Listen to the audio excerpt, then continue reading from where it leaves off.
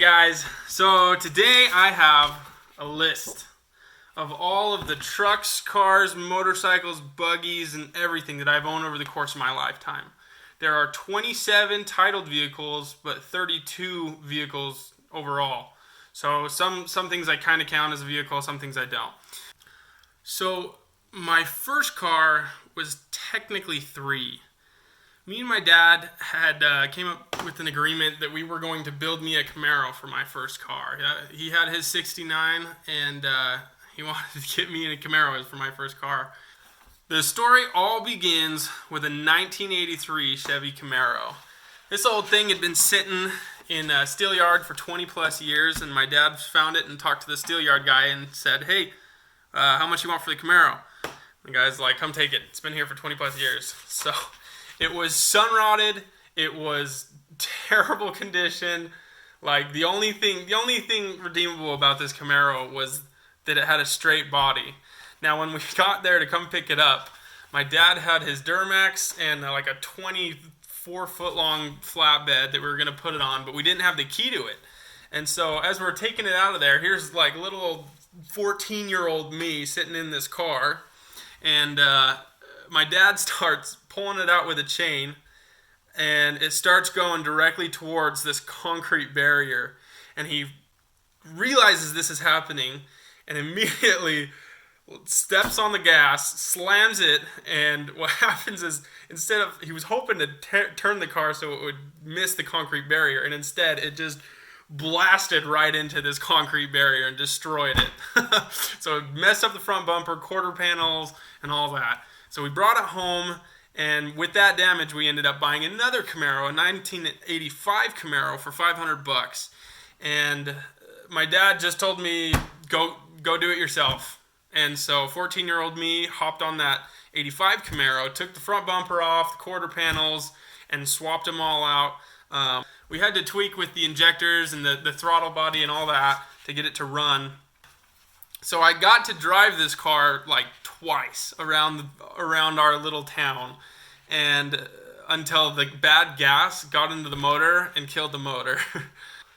So then we buy another Camaro, a 91 Chevy Camaro RS. It had the 305, and it was bad paint. There was a couple of dents and scratches on it, but it had a bad transmission and a bad rear axle. So we took the parts Camaro and swapped axles onto the 91 Camaro, and that one was good interior, and that was my first car, that 91. I drove the heck out of that thing. It had sweet old louvers, and I loved that car. The funny story about this too is one time in 1 week I got hit by 2 people. 2 people hit me, and that paid for a paint job. So then it went from crusty to like really quite a good looking car. So it turned out in my favor. But I had a buddy that he was flipping vehicles on the side. He had trucks and motorcycles and tons of buggies, and his name was Patton, and he was a boss. And he inspired me to get into the car flipping game. And so the very first vehicle that I technically purchased was like a 2003 Rakita 250cc buggy. I bought it off of my buddy for $220.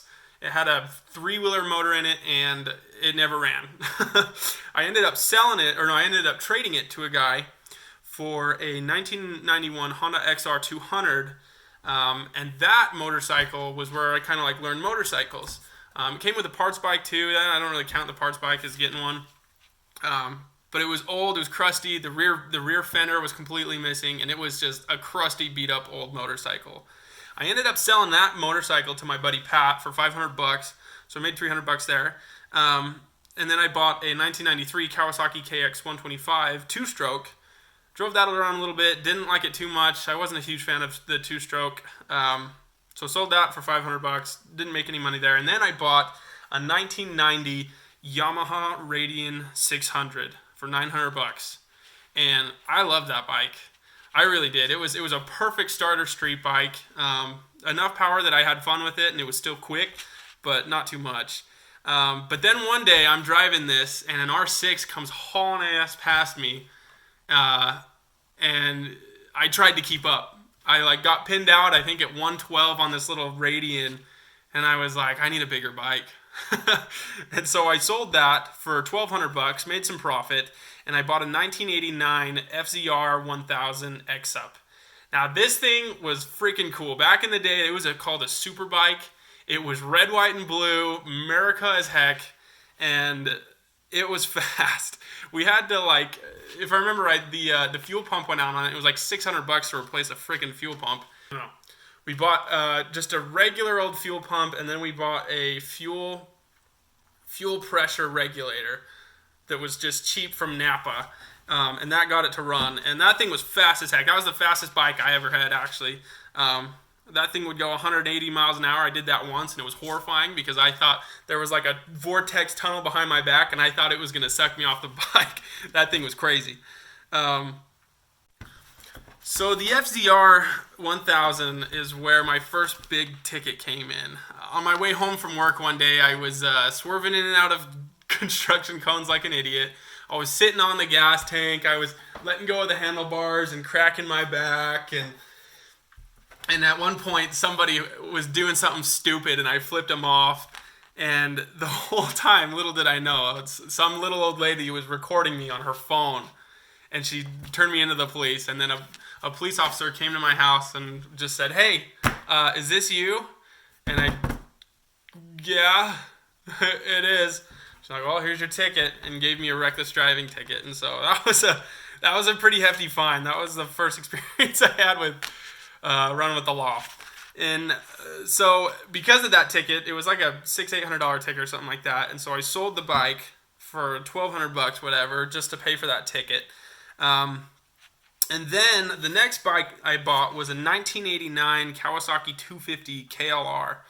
Now this thing was pristine. I bought it for $1,250, and it had like 7,000 miles on it. Kept in great shape. Like, the bike was awesome. But I reasoned of like, oh, it's a 250, so it's not going to get me in trouble. It's just like a scooter that I can play around in the dirt. And I did. I love playing around in the dirt with that thing. 2 weeks after I bought it, I was coming home through an intersection, a T intersection, and I was going to turn left down this road, and a car went right through a stoplight and head on hit me, just boom, hit me.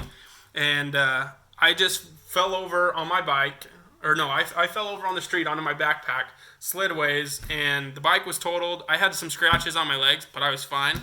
I think the guy that hit me was more afraid than I was. So what ended up happening with that bike is the insurance gave me $1,000 for it, and they let me keep the bike. And the bike started out kind of like this, and then I chopped it up and chopped some fenders and sold it for $1,000, kind of a little bit more tracker style, which ended up looking pretty cool. So I sold that, and then I got. Then I bought a 1985 GMC Sierra. It had the 6.2 diesel in it, and that was a fun truck. I had some good memories in that.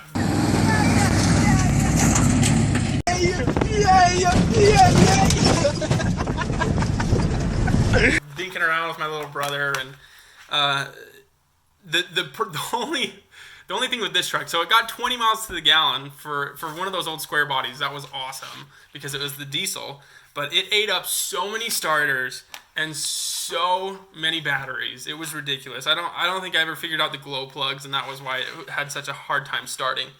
But I fixed the interior. When I first got it, it had like 4-inch blocks only on the rear, and so I had to like chop those blocks off and get it lowered. And I ended up painting like the whole interior, and it was a good, nice truck by the time I was done with it.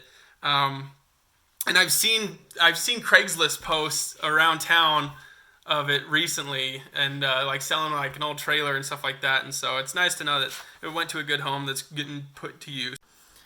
The second big ticket I got is I had my old 91 Camaro, and I had some old crusty spare tires on it that if you gave it any throttle, it would spin and just smoke the tires. And I told the dudes at work about that, and so they said they wanted to see a big drift, a big old burnout after work. And so after work, I drove up, and I went up to this 4-lane traffic road. And I looked left, there was nobody. Looked right, nobody.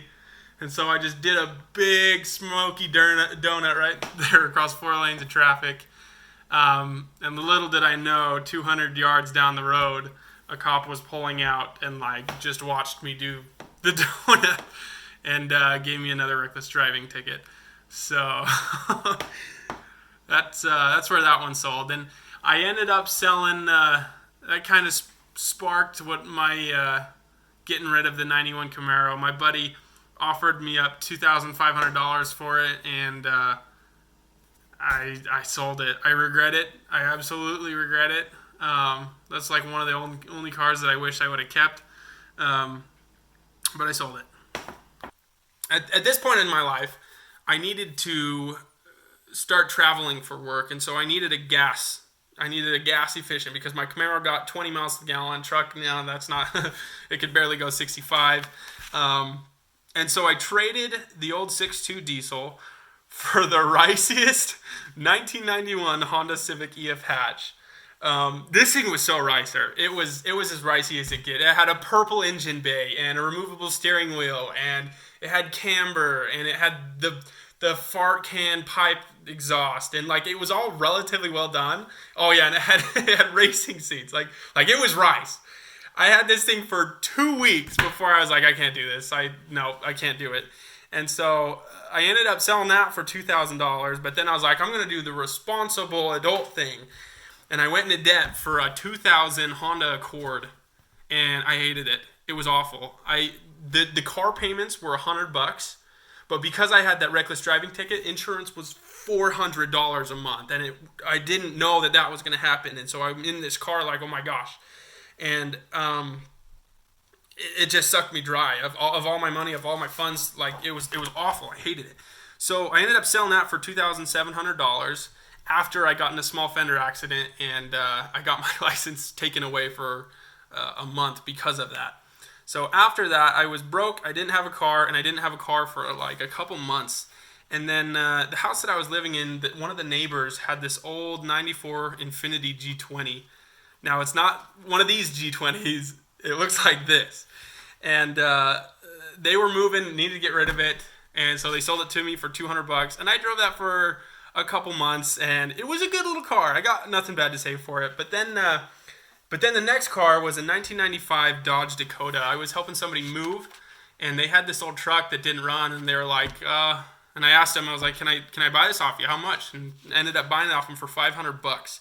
The only thing that was wrong with this thing was a battery, and the battery was warranted by Walmart, and so I got the truck for $500. And this was a dang good truck. I had this truck for a while. My little brother still has this truck. Got passed down to him. So at this point, I wanted a project, but I didn't want to spend a lot of money. And so I've been seeing these shopping cart go-karts all over, and I wanted to build one. And so I ended up buying like a 1980 something Polaris Trail Boss 250. It was a 2-stroke and 4-wheel drive, and I bought it for $100. This thing was pretty funny.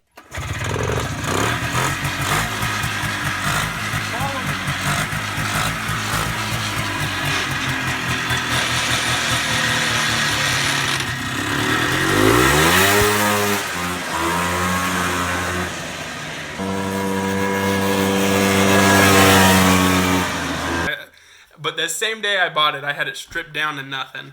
And so we went crazy on building this shopping go-kart, me and my little brother.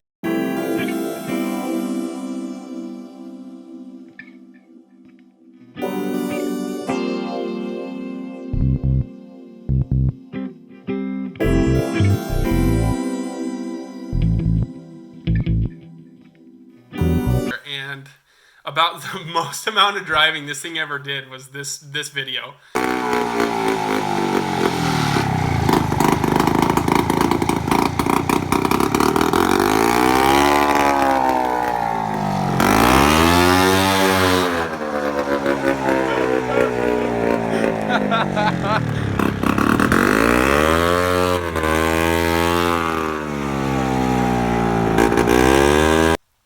So once it was completely built, everybody, my neighbors had been been watching this and been like, "That's so cool." And then I had this neighbor see me making this buggy, and he gave me 2 free little kid buggies that didn't run.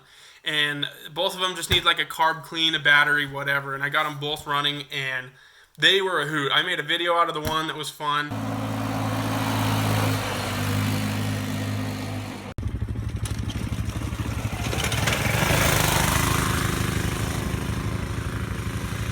Those were some fun buggies. At one point, one of the buggies I was driving along, and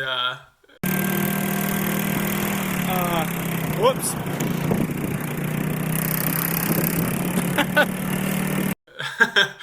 The wheel fell off, and so that was kind of what that one. And we ended up just welding it back together, and it was fine. But I was searching online because I wanted something a little bit more adult.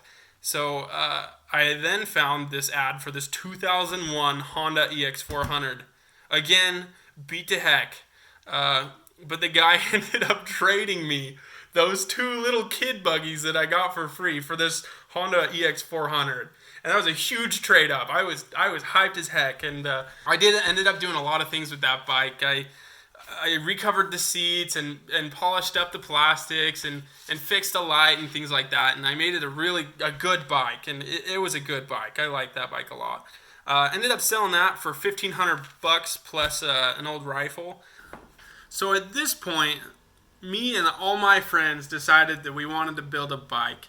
My buddy Tyson bought a 900cc Suzuki that we ended up making awesome, and my buddy Eric bought I think it was a Yamaha Maxim 660, I think it was. And then I had another friend that bought some little crappy 2-stroke baby bike that was just a junk.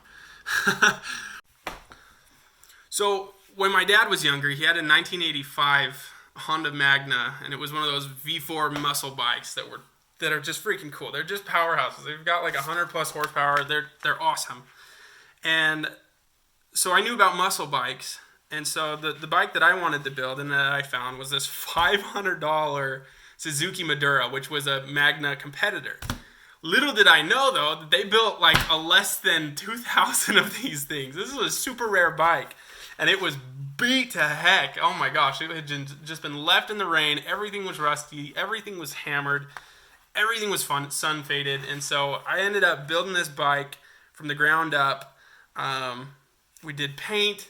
We did a carb clean at one point. I remember one of the intake tubes, I torqued it too tight, and because it was aluminum, it snapped, and it just cracked right in half.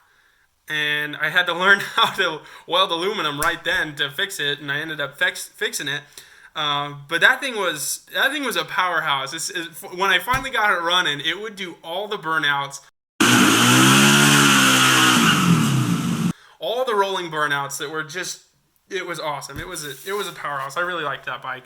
But so then at this point, I was still looking around on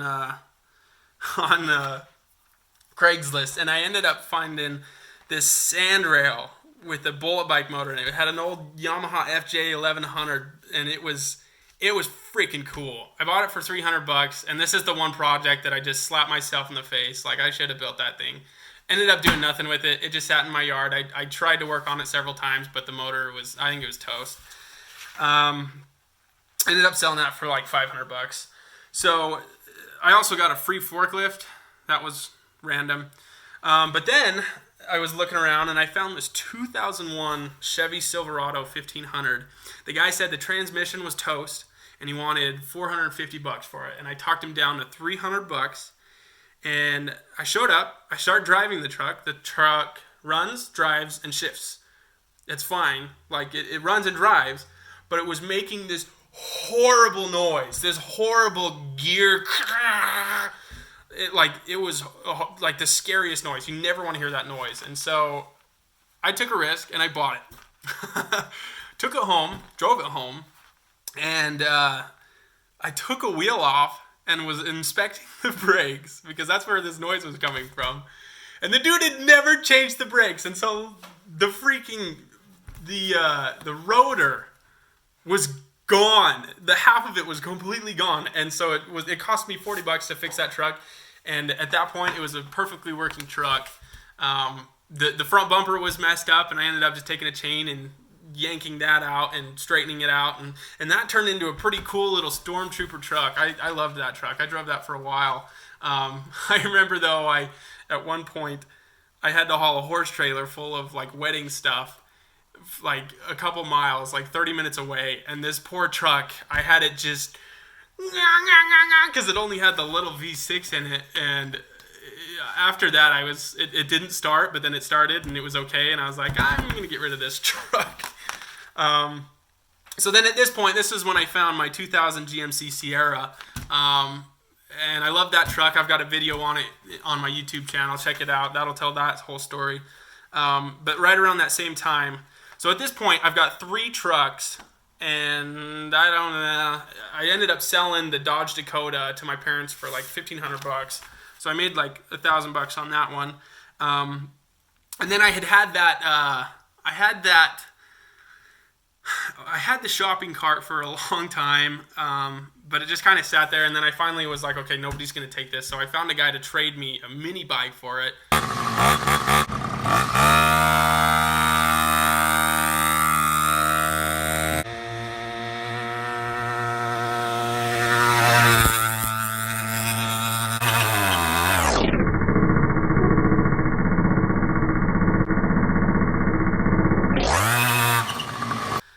Then, so now I've got these 2 trucks, and I see this ad online for an FZ09.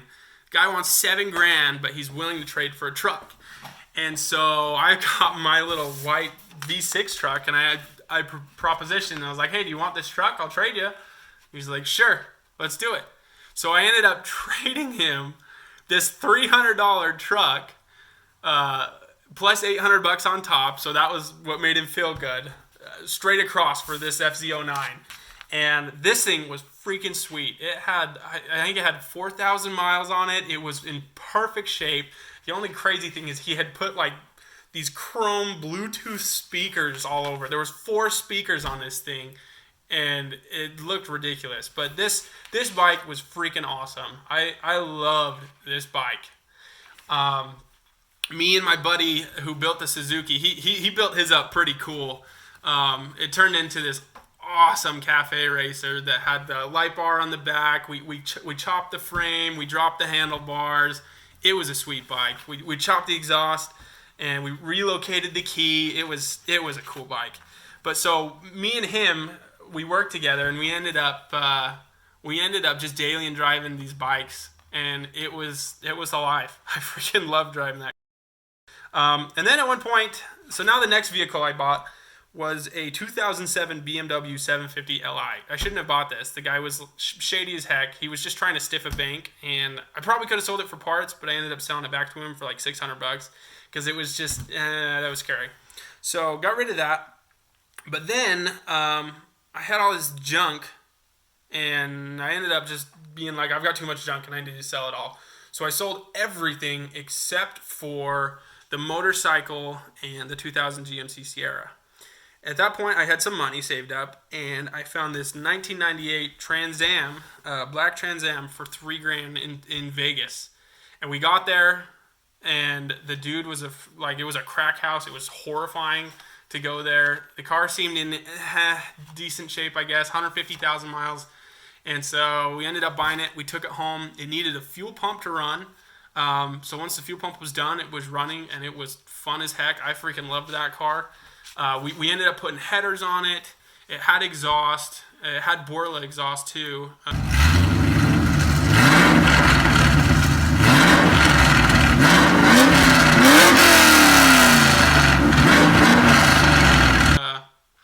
We put an intake on it.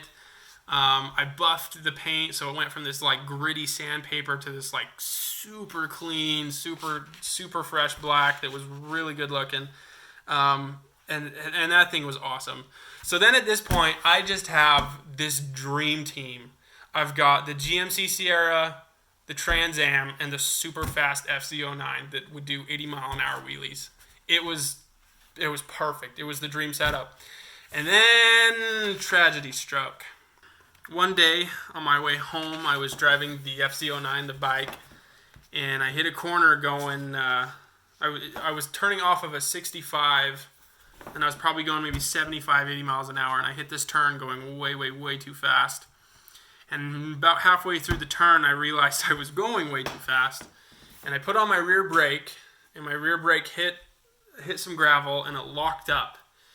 And instead of flopping over and sliding, it just made me not be able to turn, and I flew off the side of the road going 80 miles an hour. And I hit a little ditch and popped up, and of course, the one giant concrete sign for miles, my bike hits it, falls at the base, and half of me from about here up hits the sign, and that spins me around, and I end up behind the sign. He was going to turn into the Diamond Valley Drive, going a little too fast to make the curve, so he went through the intersection, up the little embankment, and hit the Diamond Valley sign. He's got some road rash, he's got some bruises and things like that, but he was complaining of some neck and back pain, so we called in live flight to transport him. That way we can get him to the hospital quicker. But it doesn't look like he's in critical condition. It looks like he's going to be okay. I was out. I have very, very weird, non-existent memories of the helicopter ride and of being transferred over so they could give me a CAT scan. It's like I was there, but I wasn't really there. But then I woke up in the hospital, and I had 8 broken ribs, some road rash on my leg, I had a punctured lung, and there was bleeding in my brain. And the doctors were freaking out about everything that has happened, but there's nothing that they could do. And so the next morning, they gave me another CAT scan, and I was healing up, and they said, well, you're good to go. And so they sent me home. Then after that, I kind of like rethought out my life of, okay, motorcycles are fun and all, but I don't know if I should keep doing this. So I ended up selling the FZ09 in the shape it was after I wrecked it for $4,000. So made tons of money off. That was the best deal I ever made. Sold that for $4,000. And then I had the truck and the Trans Am. I met my wife, and the other crappy thing that happened is my Trans Am, it was running great until one day the oil pressure was dropping.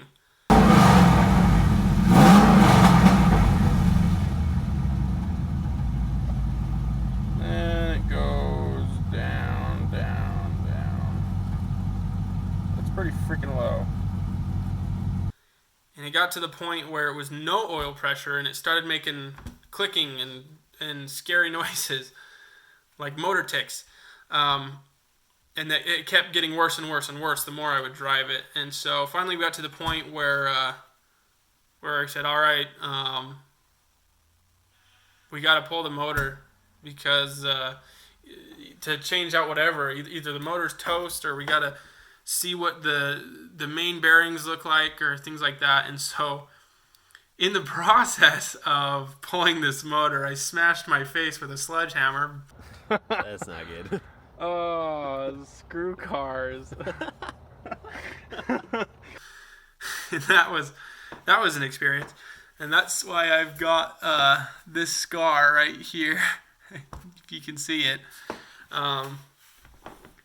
But so the motor was toast. I ended up having to move, and so I sold it to my buddy Pat, who had a black Trans Am too, for $1,700. So I lost some money there, but he still has it. And so one day I'm going to buy it back from him, and I'm going to turbo that sucker, and it's going to be awesome. I met my wife, and we fell madly in love and moved up north. And then, so then at that point, we got her 2014 Ford Focus. So I technically now own a Ford Focus, which, blech. But then that leads us today, where I bought the 98 Chevy C5 Corvette.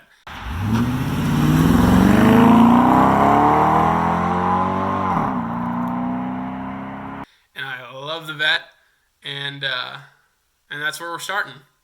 The 2 other vehicles that I forgot to mention was, we got a scooter for free that was pretty hilarious, and I got given a 1981 XJ650, a Yamaha, Got that for free too, but that was like in parts, and I ended up just selling that for like parts basically. So, but that's it. That's those are all the vehicles I have.